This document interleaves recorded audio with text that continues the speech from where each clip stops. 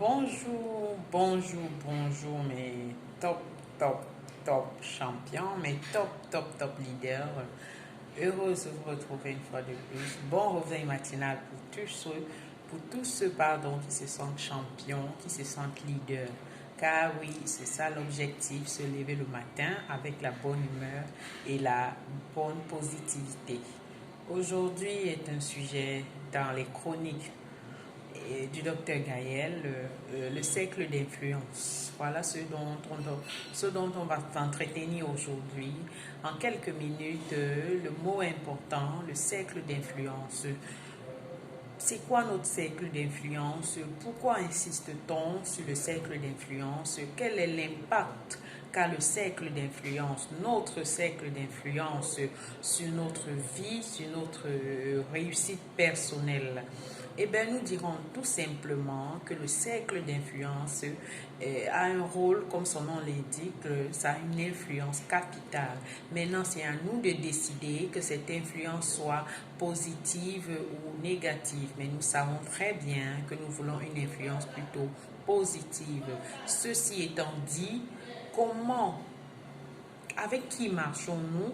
Comment surveillons-nous nos fréquentations? Est-ce que la somme des 5 principales personnes avec qui nous marchons sont sont positives? Donc, est-ce que ces personnes ont un réel impact sur notre vie?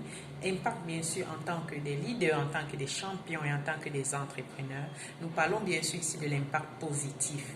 Donc, il est important, c'est le petit devoir qu'on a aujourd'hui de vérifier qu'est-ce qu'on a comme cercle d'influence. Quels sont les gens avec qui je marche? Quels sont les gens avec qui je discute? Est-ce que nous discutons des bonnes choses ou est-ce que nous discutons des choses inutiles? Donc, revoyons notre façon de faire, revoyons notre entourage. Et on dit il est important ici de ne pas simplifier. Mais attention, ce n'est pas le nombre qui est important. On peut avoir un seul ami ou bien 2 personnes qu'on fréquente régulièrement.